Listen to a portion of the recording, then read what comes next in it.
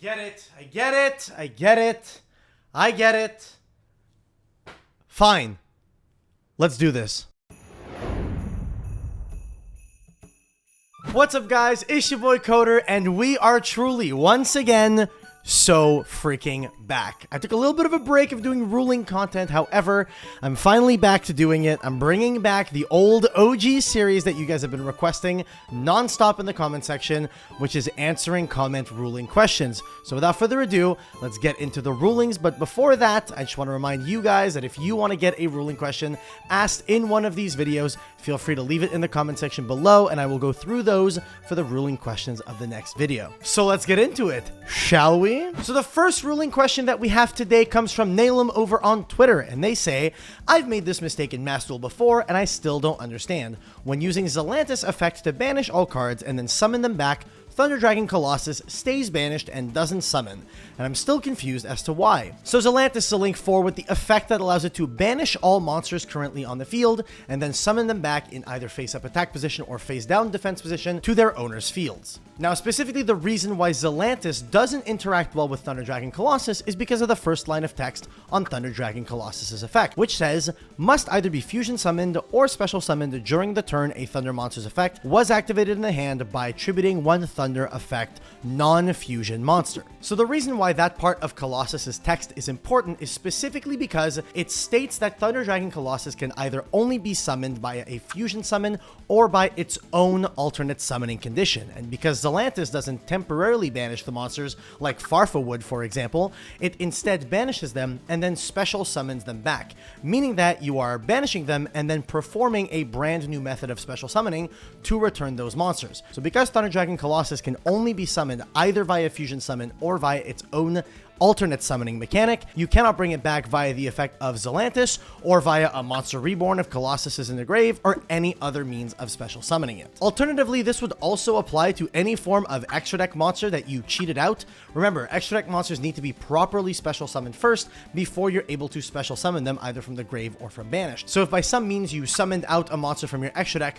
without properly link summoning, fusion summoning, synchro summoning it first, and it gets banished via the Zelantis, Zelantis will also not special summon those monsters back in the same situation. Next up, Gamerflow says, I played Tearlaments versus Stun. Unfortunate. Sulliek face up to negate a monster plus tier name on my field versus Dimensional Fissure and Fossil Dyna on the opponent's field. Sulliek says send the monster to the graveyard, but Dimensional Fissure says any monster sent to the grave is banished. Why is Sulliek able to resolve? So in the case of Tearlaments Sulliek, specifically the part of the effect that you need to keep in mind when you're reading the cards like this is the fact that Tearlaments Sulliek is sending the monster to the graveyard via a card effect, not for cost. A lot of people get this confused with things like trying to activate Max C or Veiler under Dimension Shifter. Both of those cards need to send to the graveyard for cost in order to activate, which is the reason why you can't activate those cards under Dimensional Shifter. However, with Tearlaments Sulliek, specifically the thing that you need to keep in mind is the fact that Sulliek not only sends the monster from the field to the grave for effect, it also does so after having negating the effects of the monster. So here we need to look at the conjunctions. Sulliek specifically reads to target an effect monster your opponent controls,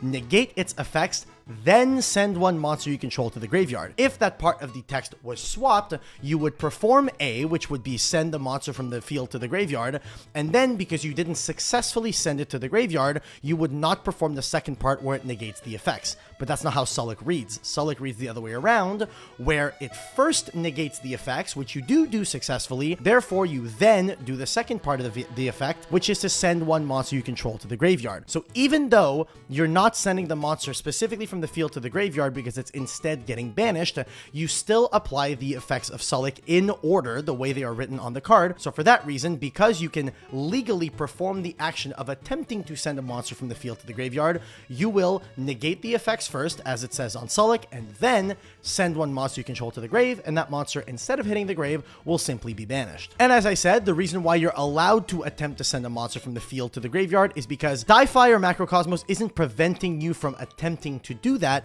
It only prevents you from doing that if you are attempting to send a card from your field or your hand or whatever to the graveyard for the cost of a card, because a cost needs to be paid specifically as written, as opposed to a card effect, which is allowed to apply something and and attempt to take an action, even if that action will not successfully occur the way it's written on the card, specifically when it pertains to sending a card from the field or hand to the graveyard, when there's an effect like Die-Fire Macrocosmos that would banish it instead. So in this situation, the reason why you're allowed to activate Sulliek is because it negates the effect first, which is why it negates successfully, and then you send a monster from your field to the grave, and that monster will simply get banished. Next up, FarfaYuGiOh, never heard of this guy, asks, can you explain how flip and damage step bullshit works when Rivalry/Gozen is on the field?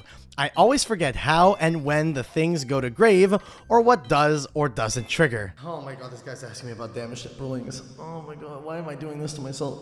Why do I do this? Okay, let's get into how the damage step interacts with cards like Gozen and Rivalry. So the basics that you need to know about the damage step is that the damage step is divided into 5 substeps. You have the start of the damage step, before damage calculation, perform damage calculation, after damage calculation, and end of the damage step. Now, in each of those substeps of the damage step, different things will occur. So I will only cover the things that have to do with when a monster is flipped and when Gozen or Rivalry will apply. So when you enter the damage step, you are in start of the damage step. At this point, if any monster is face down that is currently battling, they are not flipped face up. The only thing that happens here is if there are any effects that trigger during start of the damage step, they will trigger here. Then, before damage calculation is when any face down monsters would flip face up. Now, if those monsters have any flip effects, they are not applied yet. No field verification or anything like that will apply here. Same thing for specifically Farfa. If there's a Burning Abyss monster that you have face down on your field and a non-Burning Abyss monster on your field, and that Burning Abyss monster gets attacked into and it flips face up, it will not be destroyed until later on in the damage step, which we'll get to. So similarly to that Burning Abyss example, Gozen Match and Rivalry does not perform a check here. It will only perform a check later on in the damage step, meaning that if my opponent has a Rivalry of Warlords and I can only control one type of monster, if I have a face-up Spellcaster on my field and a face-down Warrior, and my opponent battles into the face-down Warrior and it flips face up, it's not immediately sent to the grave at this point. The battle still occurs. So at this point, you will perform damage calculation, which is the third substep of the damage step. You'll still determine whether or not your opponent takes damage, or you take damage, or your monster gets destroyed, or your opponent's monster gets destroyed,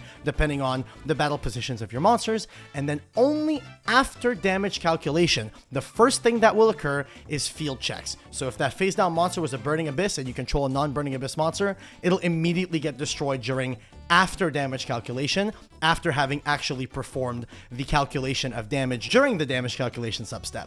Alternatively, cards like Gozen Match, Rivalry, or There Can Be Only One will perform their checks here. So as I said, let's say for example I had a Spellcaster on my field and a face down Warrior. My opponent attacks into my face down Warrior, will still perform damage calculation, but then immediately once we reach after damage calculation, the Warrior monster that got flipped face up will immediately be sent to the graveyard via the effect of a Rivalry of Warlords, for example, specifically because I already controlled a Spellcaster, I was locked into Spellcasters, so the moment the field check applies is when that Warrior monster gets sent to the graveyard. Another thing to keep in mind is that if that Warrior monster that was flipped face up while under Rivalry of Warlords had a flip effect, because the first thing to occur during after damage calculation is the monster being sent to the graveyard, the flip effect will not activate, because flip effects also only trigger during after damage calculation. But because the first thing to happen when you reach after damage calculation is a field check happens, and then if Rivalry of Warlords forces you to send that monster to the grave,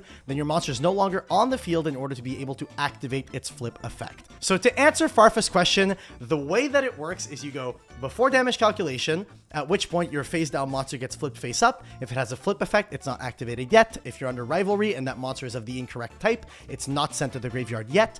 You perform damage calculation, and then only once you reach after damage calculation is that monster sent to the graveyard because of the Rivalry of Warlords. And then if it had a flip effect, it will not be able to activate its flip effect here, specifically because it is no longer on the field in order to activate that effect. However, again, if there was no Rivalry or Gozen or anything like that, and your monster was a flip effect monster and was attacked into, it would flip face up, you'd perform damage calculation, and only after damage calculation do you actually activate and apply the effect of that flip effect monster. So I hope that answers the question. I tried to keep it as concise as I could because the damage step is a whole other video topic in and of itself, which I am going to be working on in the near future. But with that being said, I hope that answers your question, Farfa, and that you now remember and understand when, you know, field checks happen during the damage step. The damage step is a whole can of worms, and we're not opening that one up today. If we get 1,000 likes on this video, though, I might, who knows? Who knows? Like the video, comment, like, and subscribe. Thank you so much.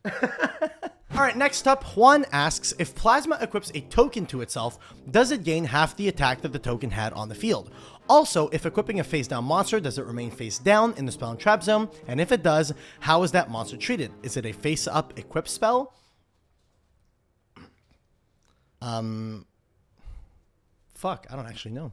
So in the instance of Destiny Hero Plasma, or a better example would be Relinquished Anima for something a little bit more meta relevant, whenever these cards equip a token to themselves, they will or won't gain the stats specifically based upon the text of the card that summoned the token in the first place. The two best examples that I can give you are the token summoned off of Nibiru the Primal Being and the token summoned off of Rite of Eremyr. So in the case where Plasma or Relinquished Anima would equip a token summoned by the effect of Nibiru the Primal Being to themselves, they will not be gaining any attack specifically because the printed attack on the token summoned by Nibiru is question mark, and question mark will specifically pertain to 0 if that monster is moved from the monster zone to the spell and trap zone. So at that point, it forgets whatever stat buff that it got, and its original attack is treated as 0 once it's equipped to the Anima or the Plasma.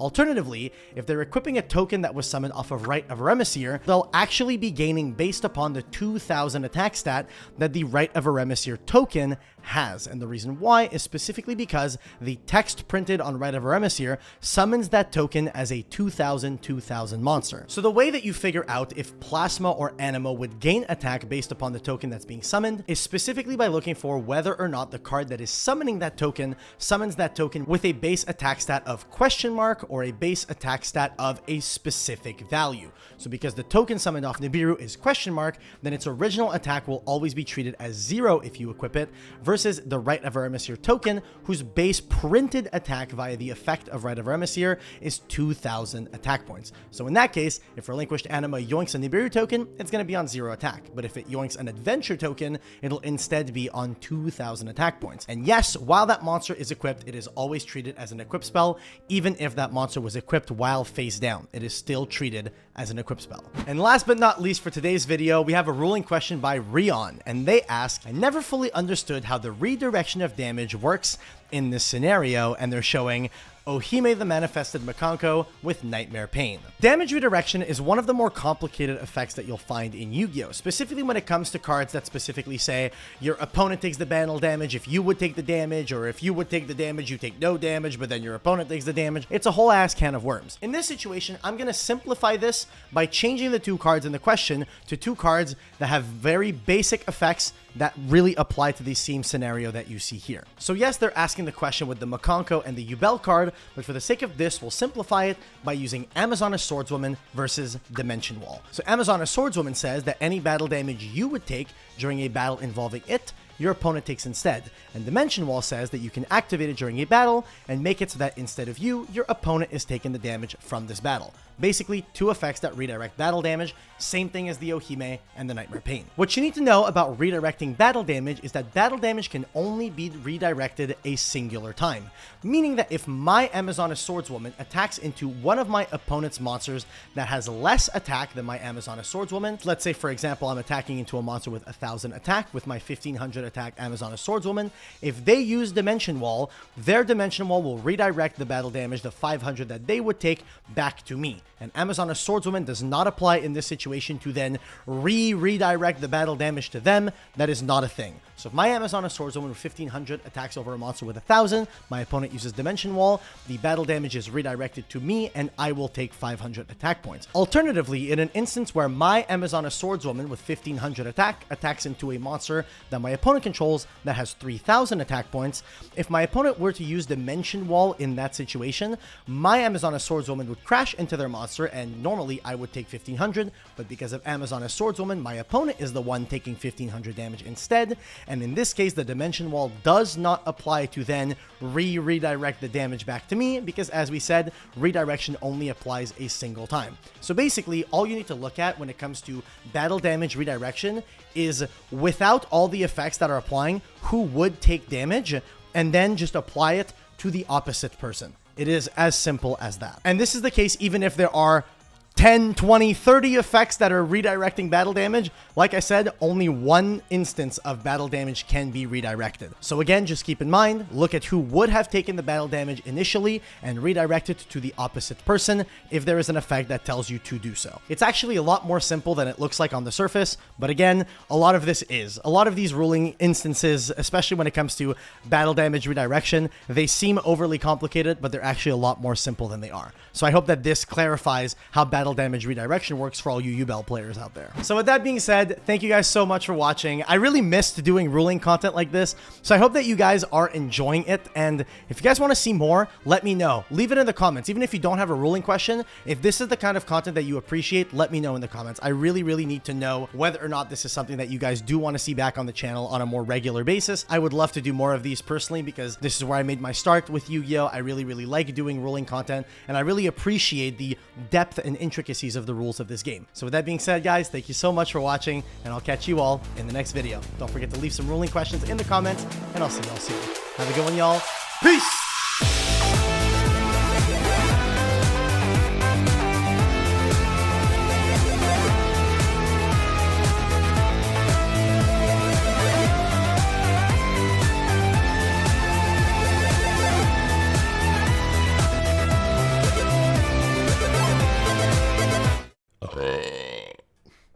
That was a big one. Holy fuck.